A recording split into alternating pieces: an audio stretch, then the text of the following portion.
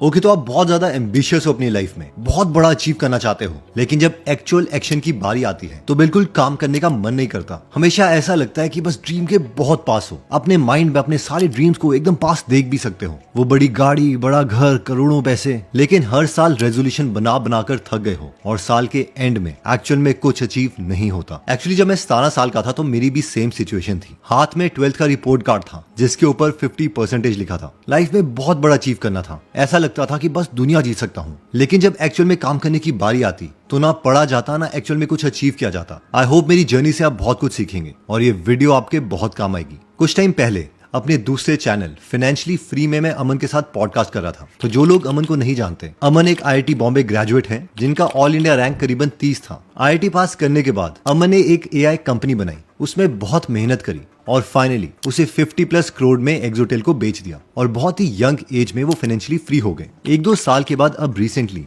उन्होंने एक और कंपनी खोली है कॉग्नो AI और उसमें भी वो बहुत अच्छा कर रहे हैं। तो पॉडकास्ट में मैंने उनसे एक क्वेश्चन पूछा था कि क्या आप नारायण मूर्ति के कॉन्सेप्ट 90 आवर वर्क वीक पर बिलीव करते हो या नहीं। तो उन्होंने कहा हाँ, मैं मेहनत पर बिलीव करता हूँ, लेकिन मुझे लगता है कि काम को हमें इतना ज्यादा टाइम भी नहीं देना चाहिए। अब उस टाइम जो मुझे फील हुआ वो ये था कि अमन शायद जो अपनी पुरानी जर्नी है उसे थोड़ा भूल गए हैं। तो इस पर मैंने अमन से पूछा कि क्या पहले स्टार्टअप के टाइम भी आपकी यही फिलॉसफी थी। तो उन्होंने कहा नहीं, उस वक्त तो बात अलग थी क्योंकि उस टाइम पर कुछ प्रूव करना था and that is the point. अगर अभी तक हमने कुछ अचीव नहीं किया है तो मुझे पर्सनली लगता है कि हम वर्क लाइफ बैलेंस को नहीं देख सकते। ये पोस्ट है जो कुछ महीने पहले मैंने लिंक्डइन में की थी क्योंकि अमन के साथ पॉडकास्ट के बाद मैं खुद की जर्नी पर रिफ्लेक्ट कर रहा था और मैंने ये चीज लिखी कि 12th में मेरे 50% थे और मुझे कुछ प्रूव करना था और मेरा काम करने का सिर्फ एक ही एल्गोरिथम था। Step 1, wake up at 6 AM। Step 2, जो भी काम करना है उसकी लिस्ट बनाओ। स्टेप 3, उस काम की प्रायोरिटी बनाओ, यानी उन काम के आगे P1, P2, P3 लिखो in decreasing order of life impact, यानी जो काम लाइफ में सबसे ज्यादा पॉजिटिव इम्पैक्ट कर सकता है उसके आगे P1 लिखो, जो काम उससे थोड़ा कम इम्पैक्ट क्रिएट करेगा उसके आगे P2 लिखो। और स्टेप 4, इसी ऑर्डर में पूरे दिन जब तक तुम एक्सट्रीमली थक ना जाओ इसे एग्जीक्यूट करते रहो। और जब मैंने लाइफ के अच्छे 2-3 साल तक इस चीज को एग्जीक्यूट किया तो उसका रिजल्ट था 1, मैंने 3 गवर्नमेंट जॉब्स क्रैक करी जिसमें से 2 क्लास 1 गेस्टेड ऑफिसर की जॉब थी। 2, एक 40 साल ओल्ड प्रॉपर्टी का डिस्प्यूट चल रहा था जब से मेरे फादर यंग थे, उसे मैंने सॉल्व किया। 3, एक bootstrapped audio book startup start किया जिसमें 5 मिलियन प्लस से ज्यादा डाउनलोड्स हैं और 170,000 लोगों ने उसे 4.8 स्टार की रेटिंग दी। ऑब्वियसली इस वक्त पर मैं उतनी मेहनत नहीं करता, लेकिन क्या होगा कि अगर आप मेरे साथ बैठे हो एज अ यंग ब्रदर और सिस्टर, या फिर मेरा बेटा मेरे साथ बैठा है, तो मैं उसे क्या रेकमेंड करूंगा कि अगर तूने कुछ अचीव नहीं किया है तू मेहनत कर या फिर वर्क लाइफ बैलेंस की तरफ जा। मेरा उसे एक सिंपल सा सजेशन होगा कि जितना एक्सट्रीम हार्डवर्क हो सके अपनी प्रायोरिटी 1 पर कर ले। इसके साथ साथ अगर जल्दी कुछ अचीव करना है तो मैं उसे एक और चीज रेकमेंड करता हूं जो कि मैंने पिछली वीडियो में भी डिस्कस किया था कि एक गूगल शीट बना जिसमें 4 कॉलम्स हो और उनमें ये 3 चीजें लिखी हो कि आज मैंने क्या किया, आज मैंने नई चीज क्या ट्राई करी और उस नई चीज को करने पर मैं क्या इंप्रूव हुआ या नहीं हुआ। और अगर वो 2 से 3 प्रायोरिटी पर काम कर रहा है तो वो हर प्रायोरिटी के लिए एक सबशीट बना सकता है और 3-3 महीने तक एक टास्क पर काम करते रहे। बेशक उसके बाद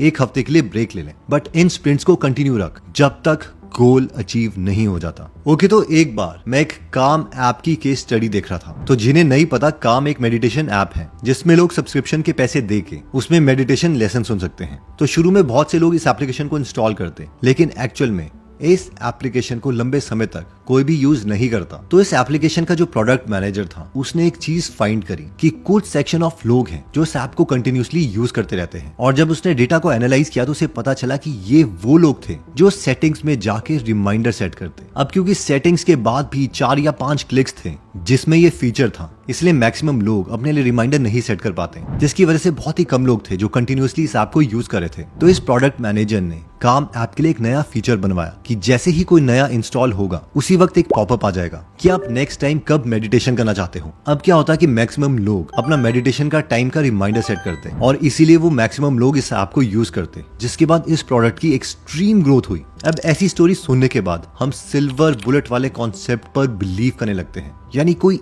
एक ऐसी चीज है जो हर चीज को अनलॉक करेगी। और कई केसेस में ऐसा होता भी है, लेकिन मैक्सिमम केसेस में हमें हर एक स्टेप को थोड़ा थोड़ा इंप्रूव करना पड़ता है। 2% स्टेप 1 को, 2% स्टेप 2 को, 2% स्टेप 3 को, जिसकी वजह से एक कंपाउंडिंग इफेक्ट क्रिएट होता है। इसका मतलब ये नहीं है कि 80-20 प्रिंसिपल काम नहीं करता। 20% चीजें हमें 80% रिजल्ट देती है और इसीलिए हम प्रायोरिटी सेट भी करते हैं। लेकिन अब ये प्रॉब्लम ये होती है कि हम अपना 80% टाइम उन 20% चीजों को फाइंड करने में ही लगा देते हैं। यानी कि अगर हम 10 घंटे पढ़ रहे हैं या किसी भी इंपॉर्टेंट टास्क पर इतना टाइम स्पेंड कर रहे हैं तो उसमें से 7 या 8 घंटे हमारे रिसर्च में, वीडियोस देखने में, ब्लॉग पोस्ट पढ़ने में ही चले जाते हैं और सिर्फ 20% रियल एक्शन होता है। हमें इस टाइम डिस्ट्रीब्यूशन को स्वैप करना पड़ेगा, यानी 20% टाइम जाना चाहिए रिसर्च में कि हमें काम किस चीज पर करना है और 80% टाइम रियल एक्शन में जाना चाहिए। क्योंकि हाँ, हमें अपनी 100 को शार्पन करना है, अपने स्किल्स बढ़ाने हैं, लेकिन 80% टाइम से कम रियल एग्जीक्यूशन नहीं होनी चाहिए। नेक्स्ट पॉइंट कहता है कि what if I don't continue. Shahrukh Khan ने कुछ टाइम पहले येल यूनिवर्सिटी में एक स्पीच दी थी जहां पे उन्होंने कहा था कि सबसे बड़ी मेरी मोटिवेशन काम करने की ये होती है कि मैं फेल नहीं होना चाहता, मैं हमेशा उसके नेगेटिव चीजों के बारे में सोचता हूँ। शाहरुख ने कहा कि जब मैं मेहनत कर रहा था तो मैं बस गरीब नहीं होना चाहता था।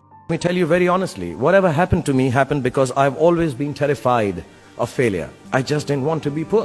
और ये चीज मेरे साथ बहुत कनेक्ट करी, क्योंकि जब मेरे हाथ में 50% वाला रिपोर्ट कार्ड था तो मुझे पता था कि इस सिचुएशन में मेरे साथ कुछ बड़ा नहीं होने वाला। इस चीज में कोई भी मेरी मदद नहीं कर सकता। मेरे पेरेंट्स, मेरा कोई रिश्तेदार मुझे मेरे सपनों तक नहीं पहुंचा सकता, क्योंकि जहां पर मैं पहुंचना चाहता था वो खुद उस पोजीशन में नहीं थे। इसलिए मेरा भी उस वक्त पर सिर्फ यही थिंकिंग मॉडल था कि मैं अपने लाइफ के नेगेटिव के बारे में सोचा था और बस उस नेगेटिव से भागने के लिए मैं और ज्यादा एक्शन ले रहा था। सेम थिंकिंग मॉडल आप भी यूज कर सकते हो। चलो मान लो कि आप दुनिया के सबसे ज्यादा डम्बेस्ट इंसान हो, आप सबसे ज्यादा स्लो हो, आपसे हर काम बहुत ही देर में होता है। ये भी मान लो कि आपकी मेमोरी भी अच्छी नहीं है, आप हर चीज भूल जाते हो, कोई भी चीज ठीक टाइम पे कंप्लीट होती नहीं है। हर चीज में आपको किसी ना किसी इंसान की हेल्प चाहिए। जहाँ पर कोई इंसान किसी काम को 1 हफ्ते में करता है, आपको उसी काम को करने के लिए 3 हफ्ते चाहिए। पर तो भी क्या आप क्विट कर दोगे? अगर आप क्विट करते हो तो आपकी अब स्पीड 0 है, यानी अब तो आप गारंटी वहां पे नहीं पहुंचोगे जहां पर आप पहुंचना चाहते हो। लेकिन अगर आप चलते रहे, बस अपने गोल की तरफ मूव करते रहे, चाहे वो स्पीड बहुत ही कम क्यों ना हो, तो भी आप अपने गोल तक फाइनली पहुंच ही जाओगे। इन शॉर्ट, हमें फेलियर से डर नहीं लगना चाहिए, हमें इस बात से डर लगना चाहिए कि अगर मैं स्टॉप हो गया तो मरते वक्त अपने को क्या आंसर दूंगा। मेरा एक फ्रेंड था जो बहुत ही पतला था, बस डिसेंट सा लगता था, फेस में काफी सारे पिंपल्स, ब्राउन स्किन। उस वक्त पर मेरे बाकी सब फ्रेंड्स को लगता था कि वो बिलो एवरेज लुकिंग गाय है, जबकि बहुत से मेरे ऐसे फ्रेंड्स थे जो बहुत ज्यादा अच्छे लगते थे। लेकिन अब अगर मैं कॉलेज टाइम से अब की बात करूं तो वो ही लड़का सारे फ्रेंड्स में से सबसे ज्यादा गुड लुकिंग है, क्योंकि उसने जिम कंटिन्यू रखा, अपनी स्किन की केयर करना स्टार्ट किया, इवन अपने गोल की तरफ भी आगे बढ़ता रहा। और बाकी वो सारे फ्रेंड्स जो इसका मजाक उड़ाते थे, अब वो अपने 30s में पहुंच के अंकल जैसे लगते हैं। And same thing we can see in Fardeen Khan case.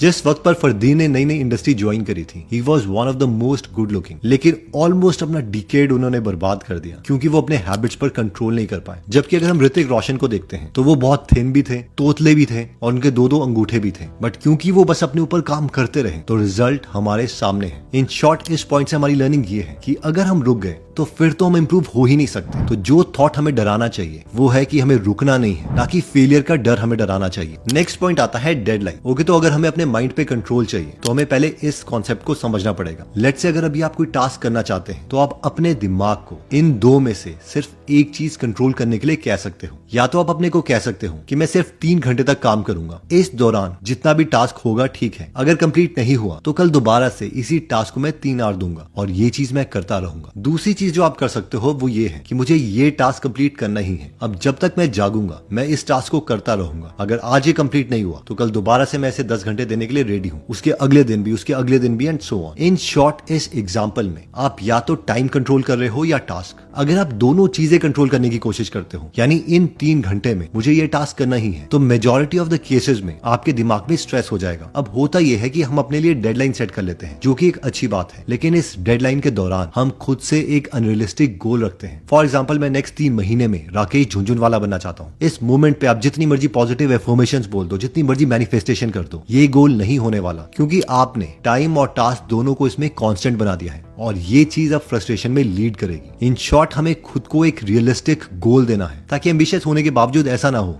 कि हम स्ट्रेस में चले जाए और फिर पड़े हुए हैं, क्योंकि हमारे माइंड को भी पता है कि 3 महीने में हम राकेश झुनझुनवाला नहीं बनने वाले। तो इस पूरी वीडियो को मैं एक बार आपके लिए समराइज कर देता हूँ। हमने देखा था कि हमें से बहुत से लोग एम्बिशियस होते हैं, लेकिन जब एक्चुअल काम करने की बारी आती है तो हम रुक जाते हैं। इसमें हमने सबसे पहला पॉइंट देखा था कि गो ऑल इन। मैक्सिमम लोग इसलिए रुक जाते हैं क्योंकि स्टार्टिंग में जब उन्होंने कुछ भी लाइफ में प्रूव नहीं किया होता, वो वर्क लाइफ बैलेंस की तरफ चले जाते हैं। ये चीज हमें करनी है, अपनी गाड़ी को 2nd गियर में भी डालना है, 3rd में भी डालना है, लेकिन स्टार्टिंग में 1st गियर में उसे रखना ही पड़ेगा जब तक वो मोमेंटम ना बन जाए, जिसमें मैंने अपने लिंक्डइन पोस्ट की बात भी करी थी। सेकंड पॉइंट में हमने देखा था हैक वर्सेस वर्सेस प्रोसेस। देखो ऐसी बहुत सी चीजें होती हैं जो हमारे काम को बहुत एफिशिएंट बना सकती हैं, लेकिन अगर हम अपना 80% टाइम सिर्फ इस चीज में रिसर्च करते रहेंगे, अरे यार ये जो टॉपर इंसान था या सक्सेसफुल बिजनेस था, इसने कैसे काम किया, इसमें क्या क्या क्वालिटीज है, ये कितने बजे उठता था, ये कितने बजे सोता था, ये क्या खाता था, अगर हमारा 80% टाइम इस चीज में जा रहा है तो एक्शन बहुत ही कम हो रहा है और मोस्ट प्रोबेबली हम अपने गोल को अचीव नहीं कर पाएंगे। थर्ड पॉइंट हमने देखा था कि imagine what bad can happen. बहुत से लोगों के लिए पॉजिटिव की जगह नेगेटिव मोटिवेशन काम करती है कि यार मैं उधर नहीं जाना चाहता, कि यार मैं ये वाली लाइफ तो बिल्कुल भी नहीं चाहता, और उस थॉट को दिमाग में रख के खुद से हमें काम करवाना है। और फाइनली हमने देखा था कि हम लेजी इसलिए भी बन जाते हैं क्योंकि हम खुद को बहुत बड़ा अनरियलिस्टिक गोल देते हैं, जिसमें हमने टाइम और टास्क के कॉन्सेप्ट के बारे में बात करी थी कि जब भी हम खुद को गोल दे रहे हैं, या तो हम खुद को बोले कि बस हम 3 घंटे तक काम करेंगे, जितना भी होगा देखा जाएगा, या फिर हम अपने को बोले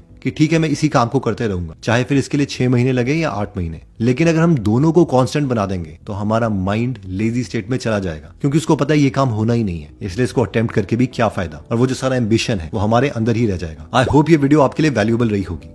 अगर आप deep work, the one thing, 80-20 principle जैसी बुक समरीज सुनना चाहते हैं तो आप गीगल एप्लीकेशन डाउनलोड कर सकते हैं, जहां पर 2500 से ज्यादा बुक समरीज हिंदी और इंग्लिश में अवेलेबल है, जिन्हें आप पढ़ भी सकते हैं और सुन भी सकते हैं। हाँ, अगर आप ऐसे नॉलेजेबल वीडियोस मिस नहीं करना चाहते तो सब्सक्राइब करने के बाद बेल का बटन दबाना मत भूलिएगा। जल्दी हम आपसे दोबारा मिलेंगे। जय हिंद।